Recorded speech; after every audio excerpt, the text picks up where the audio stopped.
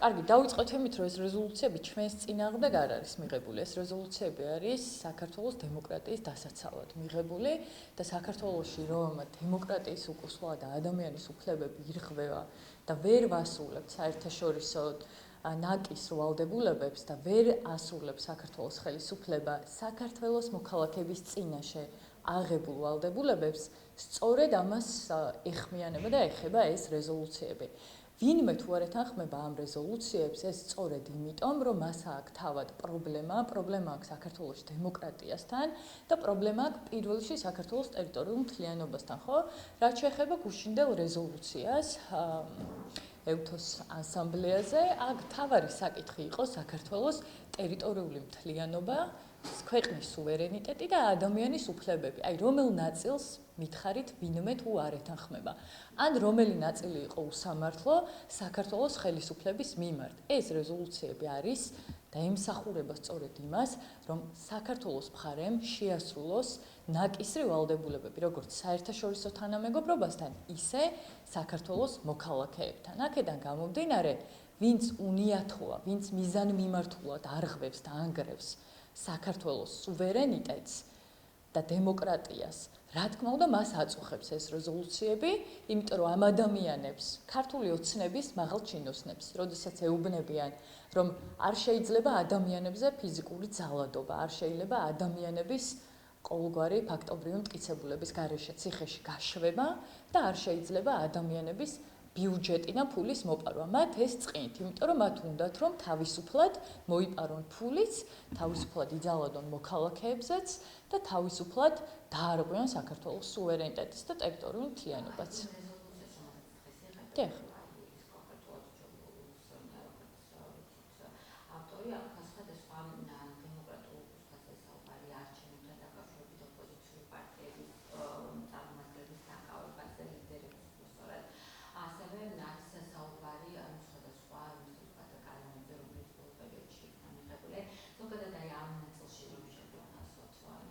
ხო, ზოგადად ძალიან სამწუხაროა მაშინ, როდესაც ჩვენ ვიყავით მოწინავე 2021 წლამდე და ჩვენს მიმართ არავითარი პრეტენზია არ იყო, იმიტომ რომ ჩვენი ხელისუფლება, ორგანიზაციები საქართველოს ასრულებდა იმ აღებულ ვალდებულებებს, რომელიც ჰქონდა და ეს ეტყობოდა კიდეც ქვეყანას და გაცილებით უკეთ ცხოვრობდა ქვეყანაში ხალხიც და ჰქონდა იმის პოტენციალიც და პრეტენზიაც, რომ ვიყავით მოწინავეები და ჩვენი ყოველწლიური წინსვლა იყო თვალსაჩინო, სამწუხაროდ დღეს ეს ასე არ არის. კი, დღეს რომ ტკივნეული რეზოლუციების მოსმენა გვიწევს, ეს არის საქართველოს ხელისუფლების დამსახურება.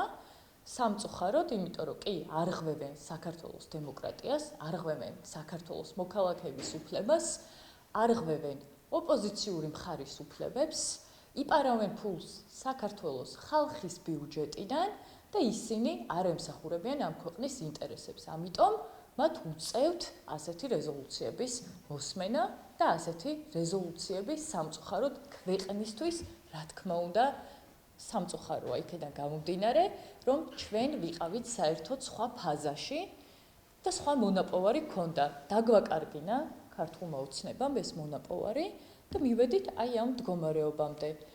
მათ შეუძლიათ ამ მდგომარეობის გამოსწორება და რეზოლუციაში ასევე ნახსენებია რეკომენდაციები და ეს არ არის პირველი რეზოლუცია, სადაც ნახსენებია, არაერთ ანგარიშში ყოფილა ნახსენები რეკომენდაციები იმისთვის, თუ რა უნდა გააკეთოს საქართველოს ხელისუფლებამ იმისთვის, რომ გამოსწორდეს სიტუაცია და ჩვენ ისევ გავხდეთ ამ თანამეგობრობის ღირსეული წარმომადგენლები. სამწუხაროდ ქართული ოცნება იმის ნაცვლად, რომ შეასრულოს ეს რეკომენდაციები, პირიქით აუარესებს მდგომარეობას ქვეყანაში.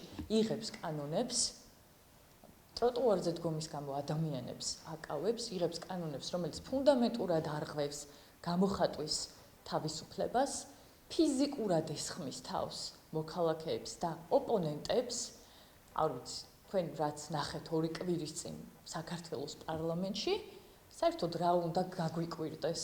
ჩვეულებრივი კრიმინალების დაჯგუფებაა. კიდევ კარგად უდგას ამ ქვეყანას სული.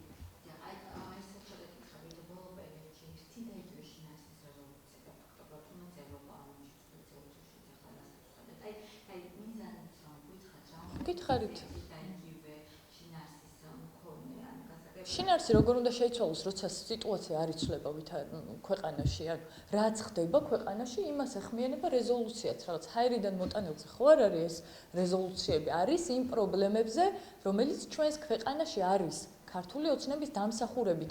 აქ არის ადამიანის უფლებების დარღვევა, ქვეყნის ტერიტორიული მთლიანობის დაუცველობა და დუმილი ამ საკითხთან დაკავშირებით, არის ოპონენტების დევნა, კანონის ფეხქვეშ გათელვა, დისკრიმინაციული კანონების მიღება, ამას ეხმიანება სხვას რას უნდა ეხმიანებოდეს ჩვენთან დაკავშირებული რეზოლუციები.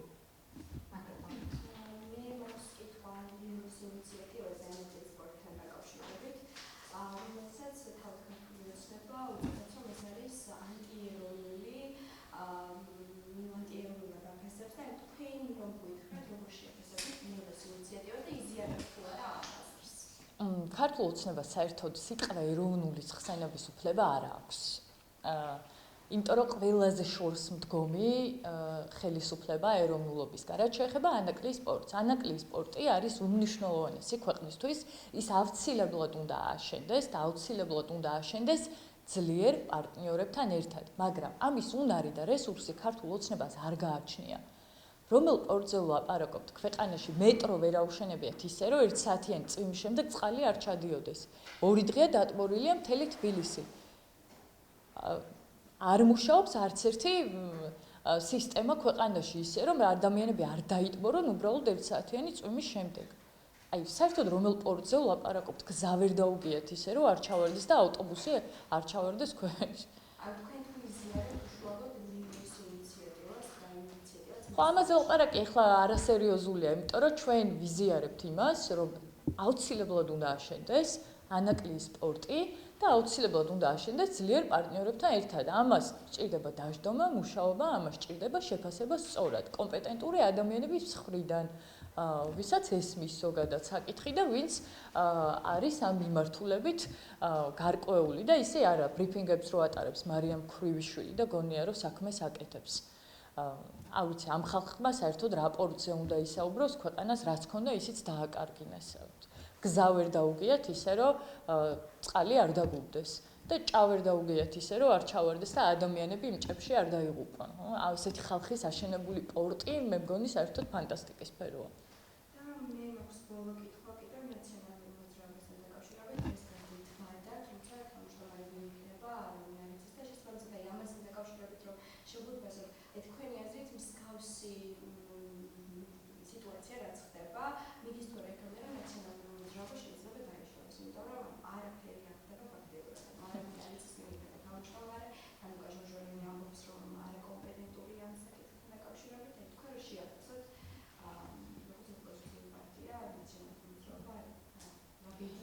მე ძალიან მიყვარს, რომ პირველ რიგში კითხვა არ გიჩნდებათ და არ უჩნდებათ იმ ადამიანებს, ვინც აი ასეთ კითხვებს აფორმულირებს, როგორ ახერხებს მიხეილ სააკაშვილი ციხიდან თათბირების ჩატარებას, როგორ ახერხებს, რომ მართოს პარტია, მაშინ, როდესაც გიორგი გახარიას სასამართლოებზე ჩართვის უფლებას არ აძლევენ და მაშინ, როდესაც პოლიტიკური პატიმრები, ახალგაზრდა ადამიანები საკუთარ ოჯახებთან კომუნიკაციას ვერ ახერხებენ. აი, როგორ ახერხებს მიხეილ სააკაშვილი პარტიის მართვას, რაც შეეხება დაშლას. ბიძინა ივანიშვილი და ქართული ოცნება ნაცმოძრაობის დაშლას არ დაუშვებს, იმიტომ რომ ისინი დგანან ამ ნაცმოძრაობაზე. ხა, რაც შეეხება შიდა გარჩევებს, შიდა რაღაც გაუგებრობებს ამ არჩევნებს და ასე შემდეგ, საერთოდ ამაზე საუბარიც არასერიოზულია, იმიტომ რომ დღეს ჩვენ მოქალაქეებს გაცილებით უფრო წვავე პრობლემა უდგათ, ვიდრე ნაცმოძრაობის შიდა კამათებია. მადლობა. კაი.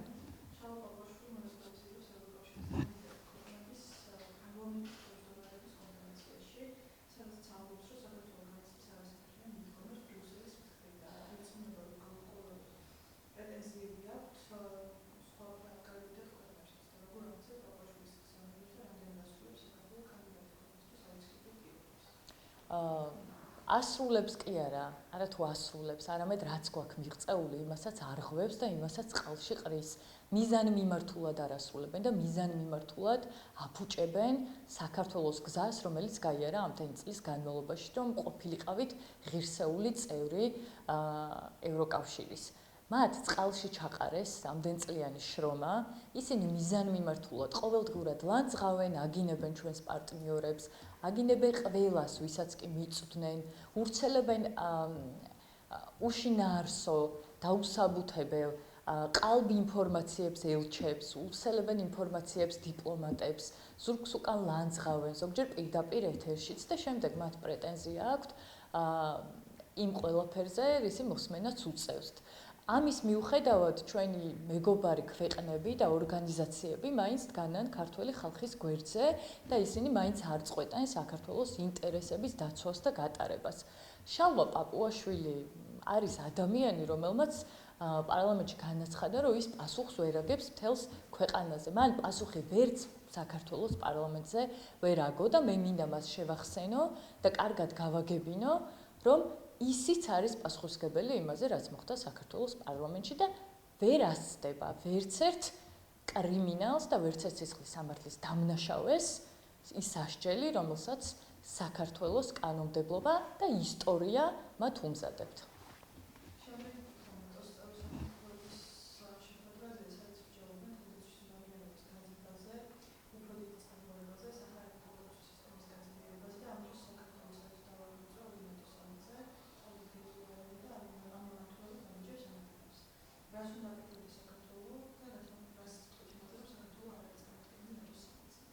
საერთოდ გასაკვირი არ არის, რომ საქართველო არ არის მიწვეული ნატოს სამიტზე, რაც რა თქმა უნდა ძალიან სამწუხაროა და ჩვენ ვისურვებდით, რომ ყოფილიყო ღირსეულად, ნამდვილად წარმოჩენილი და დაეცვა ქვეყნის ინტერესები საქართველოს ხელისუფლებას, თუმცა ისინი, როგორც გითხარით, ყველაფერს აკეთებენ იმისთვის, რომ ქვეყანა მოაქციონ იზოლაციაში და სამწუხაროდ ისინი დღეს არიან სრულ იზოლაციაში იმ ორგანიზაციებისგან და სახელმწიფოებისგან, რომელიც ამდენი წლის განმავლობაში რეალურად იცავდა ქვეყნის სუვერენიტეტს და დღეს მათ მოახერხეს იმდენი, რომ საქართველო არ არის ასეთ მნიშვნელოვან ფორმატზე მიწვეული, სადაც განიხილება უსაფრთხოების საკითხები.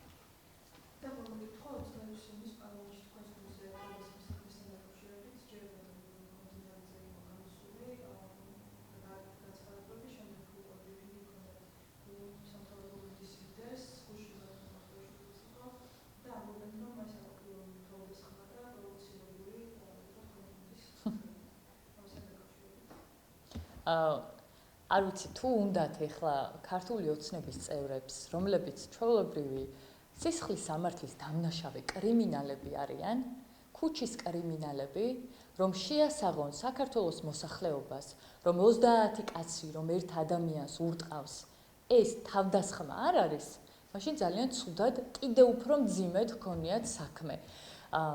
რაც შეეხება საქართველოს მოქალაქეებმა, მათ შორის ქართული ოცნების ამორჩეულმა კადრებიდან ძალიან კარგად ნახა რეალურად რა მოხდა საქართველოს პარლამენტში. მათ შორის მოისმინა კითხვებიც, რომელიც ჩვენი გუნდის მხრიდან იყო დასმული საქართველოს ეგრეთ წოდებული პრემიერ-მინისტრის მიმართ და თავად განსაჯა ძალიან კარგად, რომ ჩვენ ვიცავდით ქართველი ხალხის ინტერესებს, ხოლო ეს კრიმინალები იცავდნენ მხოლოდ საკუთარ ძალაუფლებას. თუმცა, რა თქმა უნდა, ვერც ერთი მათგანი ვერ აცდება იმ სასჯელს, რომელიც მათ ელით, ხო?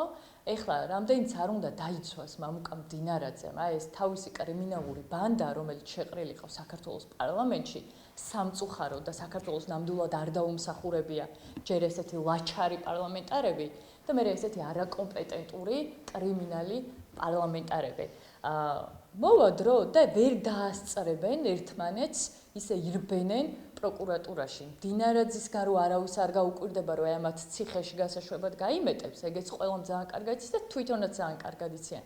არც ესენი არ დაინდობენ მდინარაძეს, ისე დაუწერენ საჩივრებს, რომ დავალების გამცემი იყო მდინარაძე, იმიტომ რომ უქნიათ აქამდე ერთ მხარესაც გაუკეთებია და მეორე მხარესაც გაუკეთებია, ასე რომ ამ სცენარსაც ძალიან მალე ვიხილავთ. სამწუხაროდ დღეს საქართველოს პარლამენტში მანდატით სარგებლობენ ჩვეულებრივი კრიმინალები, რომლისთვისაც მნიშვნელოვანია მხოლოდ საკუთარი ძალაუფლება და ერთი ადამიანის ძალაუფლება და ისინი საერთოდაც მოწყვლეტილი არიან რეალობას, ვერ დაასახელებენ ვერც ერთ სიტყვას, ვერც ერთ კითხვას, რომელიც არ ემსახურებოდა საქართველოს მოქალაქეების ინტერესების დაცვას.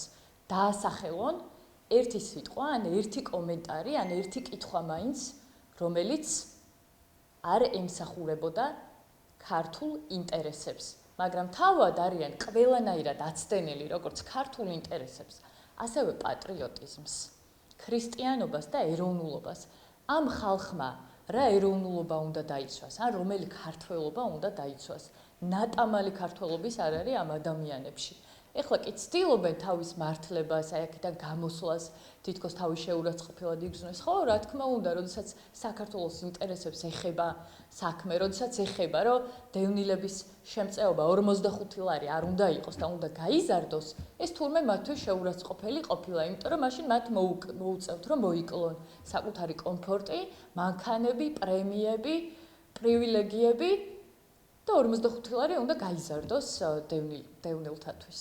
ან მოხუცების პენსიის გაზრდა რომ თხოვეთ და შევახსენეთ, რომ ქვეყნის ბიუჯეტში არის ამის შესაძლებლობას თუ თავად მოიკლებენ იმ პრივილეგიებს, ეს იყო ალბათ მათთვის შეურაცხყოფელი, რომ თავად უწევთ აი ამ დისკომფორტის ატანა. მაშინ გეტყვით, რომ დიახ, ჩვენ გავაგრძელებთ თქვენთვის აი ამ დისკომფორტის შექმნას და დავიცავთ ბოლომდე საქართველოს მოქალაქეების ინტერესებს. ხოლო თქვენ ძალიან მალე, როგორც საქართველოს ისტორია, ასევე მართლმსაჯულება გამოგიწერთ აი იმ შედეგებს, რაც დაიმსახურეთ.